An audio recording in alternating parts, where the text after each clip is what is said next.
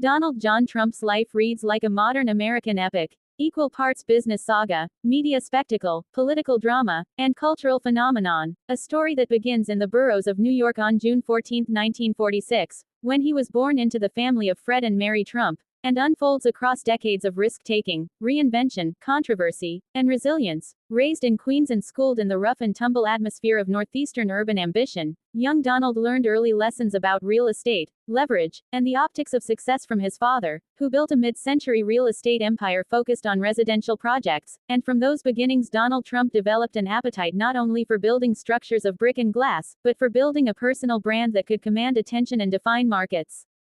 He refined that brand through education at the Wharton School of the University of Pennsylvania, then plunged into development work, where audacious projects like Grand Hyatt and Trump Tower transformed his name into a synonym for luxury, gold-trimmed lobbies, dramatic facades, and an insistence on spectacle that appealed to a public hungry for clear signals of wealth and status during the late 20th century. Yet the arc of his commercial career was not a straight line to triumph.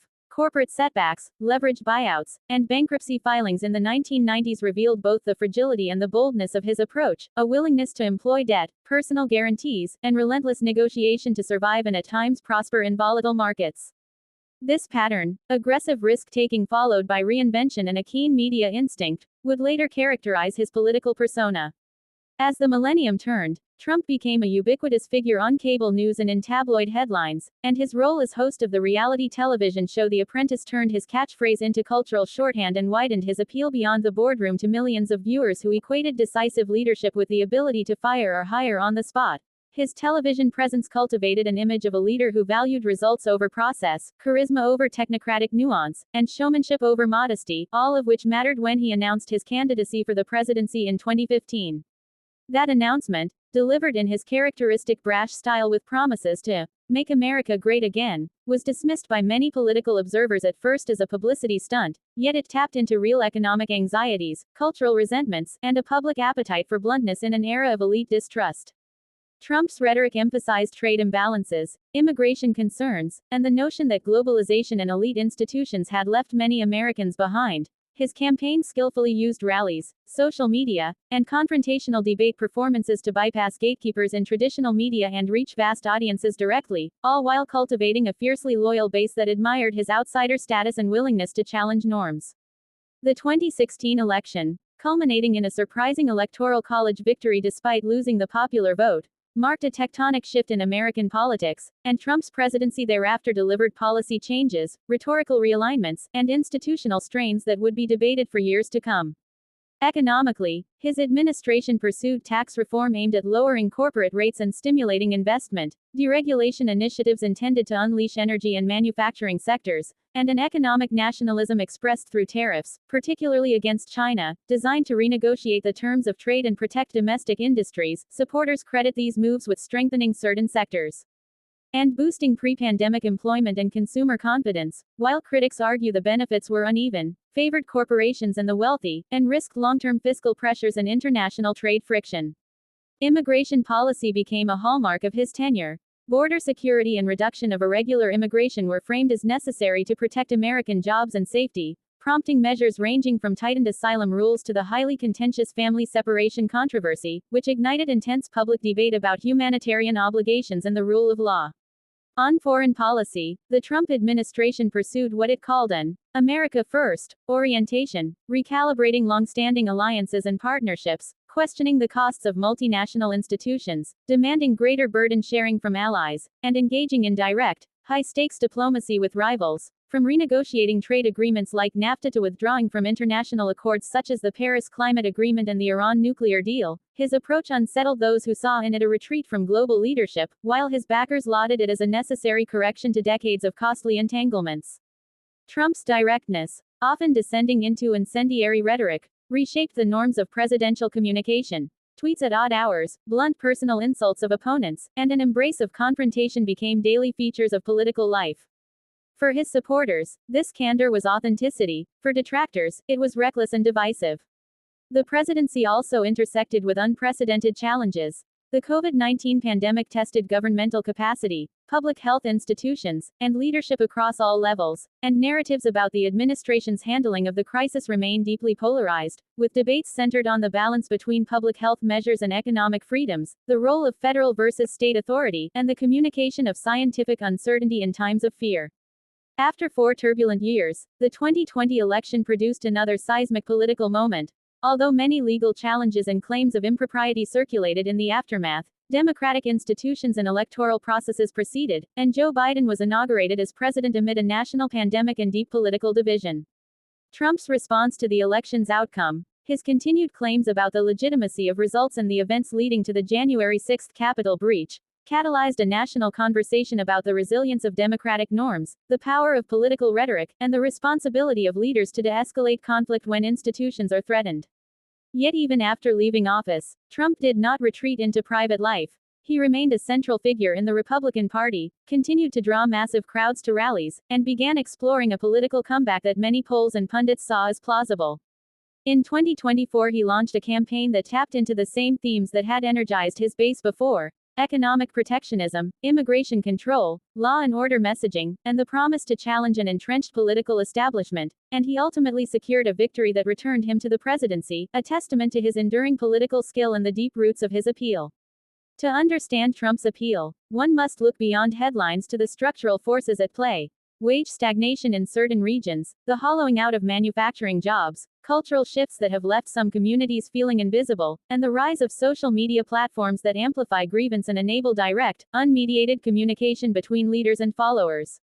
Trump identified and exploited those grievances, packaging them in a platform that positioned him as both champion and disruptor, a candidate who promised to redraw the rules rather than tinker with them.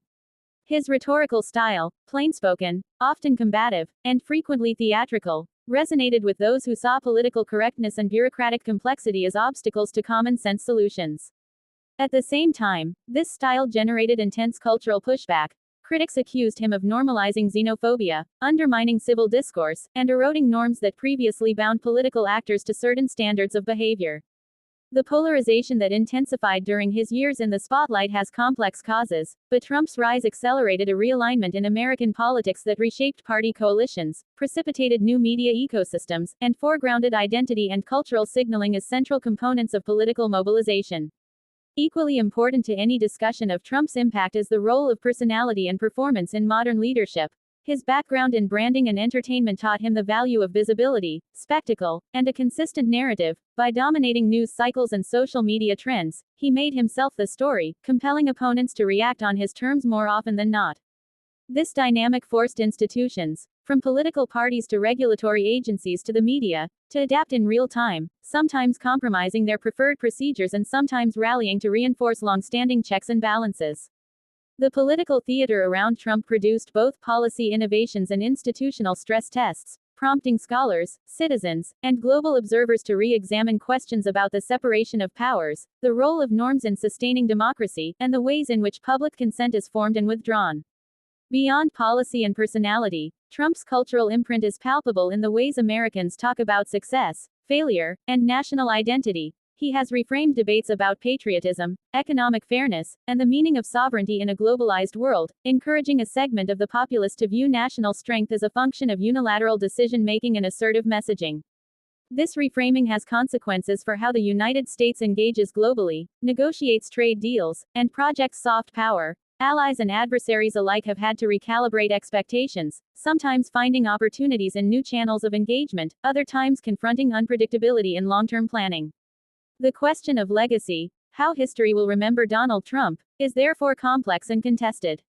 Supporters cite a reinvigorated economy prior to the pandemic, judicial appointments that reshaped federal courts for a generation, a foreign policy that prioritized American interests as they define them, and a political movement that recentered working-class concerns in Republican strategy. Critics point to democratic erosion risks, inflammatory rhetoric that exacerbated societal divisions, policies that marginalized vulnerable groups, and controversies that clouded governance.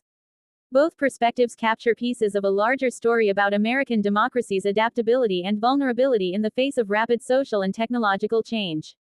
As Trump returned to the presidency in 2024, the nation found itself once again negotiating the balance between continuity and change. His comeback raised questions about institutional memory, the political durability of his coalition, and the long-term implications for governance when personalities command more loyalty than party orthodoxy. The second-term agenda, shaped by priorities such as reshoring industry, tightening immigration policies, reconfiguring trade relationships, and pursuing a transactional foreign policy, continues to provoke debate about efficacy, equity, and international responsibility. For ordinary citizens, the daily realities of living under successive administrations with starkly different philosophies highlight the elasticity of democratic institutions but also the human costs of polarization. Trust in public institutions ebbs and flows, social trust can fray under partisan strain, and civic life requires ongoing repair through dialogue, accountability, and civic education. Internationally, allies watch closely for predictability in commitments, markets react to policy shifts and rhetoric, and adversaries test seams created by domestic distraction or division. In many ways, Trump's political career serves as a vivid case study in modern leadership, one that demonstrates the power of branding, the political potency of grievance, the fragility of norms when tested by concentrated media attention, and the importance of institutional resilience in preserving democratic governance. As historians, political scientists, and citizens evaluate his role, they must grapple with both the tangible policy outcomes of his terms and the subtler, longer-term effects on political culture, civic discourse, and institutional trust. Whether one views him as a corrective force, a destabilizing one, or some combination of both, the fact remains that Donald Trump reshaped the landscape of American politics in ways that will influence debates about leadership, policy, and public life for decades. In closing, and with respect for the broad spectrum of perspectives among the American people, it is fitting to reflect on a simple aspiration that transcends partisan lines. May America continue to strive toward unity, opportunity, and justice for all its citizens.